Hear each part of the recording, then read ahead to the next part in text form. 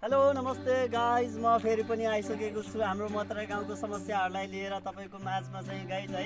हाम्रो गाउँको युवाहरूलाई चाहिँ एकदम भलिबल ग्राउन्डको चाहिँ समस्या भएको कारणले गर्दा चाहिँ हामीले गाउँमा चाहिँ ठाउँ भलिबल ग्राउन्ड पनि खन्यौँ गाइज। तर पनि यहाँको जनताहरूले चाहिँ मेरो यो दर्ता छ, मेरो यहाँनिर दर्ता छ भनेर त्यो ठाउँहरूलाई चाहिँ विस्थापित गरिदिए गाइज हामीले। र यहाँको प्रतिनिधिहरूलाई पनि धेरै खुट्टाहरू मलिन्छ। अब जसरी भने हाम्रो केटाहरूलाई चाहिँ ग्राउन्डहरू बनाइदिनुहोस् भनेर, तर पनि प्रतिनिधिहरूले चाहिँ केही पनि सुन्नु भएन गाइज है।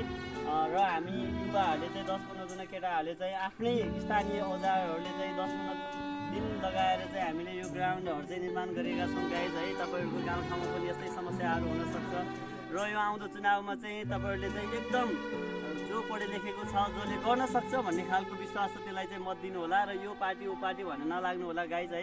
जुन व्यक्ति चाहिँ जुनसुकै पार्टीको होस्, तर आफ्नो व्यक्ति चाहिँ जस यो व्यक्तिले गर्न सक्छ भनेर पढे लेखेको व्यक्तिलाई चाहिँ भोट दिनु होला गाइज भन्न चाहे। र यस्तै गाउँघरमा चाहिँ तपाईँहरूले पनि आफ्नै औजारले चाहिँ ग्राउन्डहरू निर्माण गर्न सक्नुहुन्छ गाइज।